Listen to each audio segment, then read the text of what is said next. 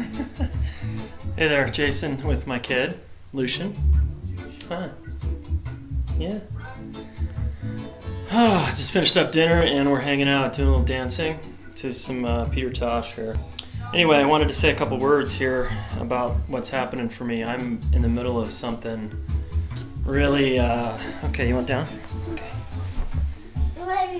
Really intense. And some of you know that, and I just wanted to say a little bit about this deconstruction process that I'm in. Let me go deal. Okay, so here we are. He's on my desk.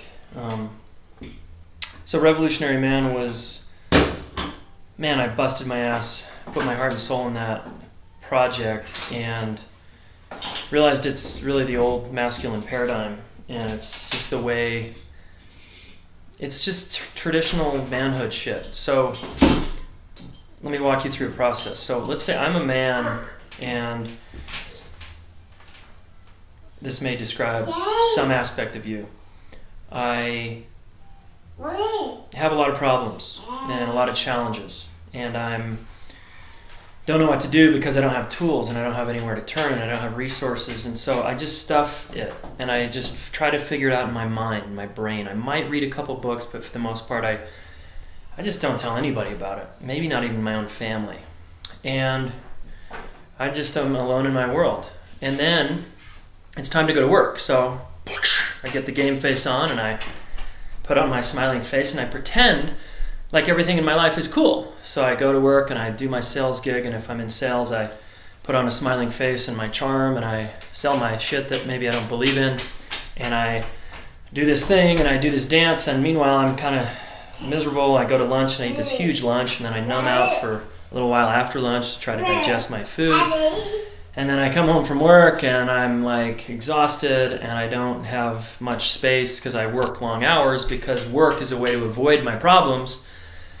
And I come home and I'm not that connected to my family, my wife, let's say, or my friends, and I turn on the TV and I drink some beers, and pretty soon it's time to pass out.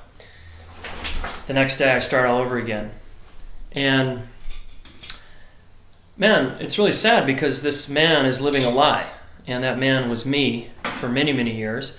And the more I got honest, I did, work on myself, I finally start realizing, like, oh my God, I can be myself and I can be real. And I start finding friends that support the authentic me and the vulnerable me. And I start crying in front of my friends and weeping and talking about my challenges and my issues, my problems. It feels great. It's awesome, liberating.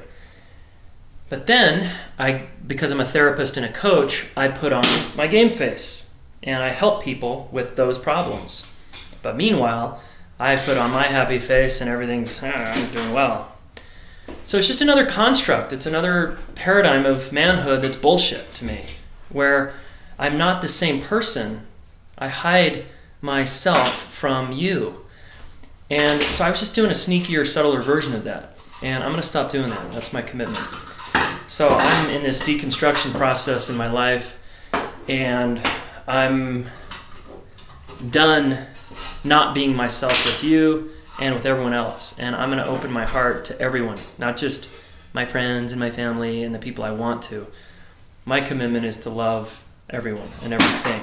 And I'm in this really intense process of opening further and further, and I don't really know what it looks like. I'm scared and I'm at the edge and I'm about to jump into this ocean of love, and I feel like I'm going to die and lose myself and be psychotic and be kind of a mess. And I'm going to take that risk because I want to be free and I want to be who I am with you and everyone else.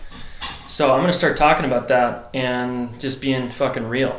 Talking about my shit, my issues, my money issues, my sex issues, my life issues, and I'm going to talk about my love and my celebrations and my wins and my just amazing community. And I want to be me, and that's my commitment, and I'm going to do that. So that this little guy here has an actual model of someone who's living a genuine life all the time and authentic all the time. He reminds me of that because he's not holding back. He's not holding back at all.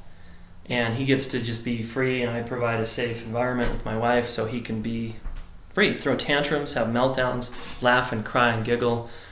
And he is teaching me to do the same. And I want to be that congruent with myself. I'm the same guy everywhere you see me. And I'm full of love and light, and I'm not afraid to talk about what's challenging. So let's do this together, and let's see what happens. All right. You want to say bye, Lucian? Say bye. Bud.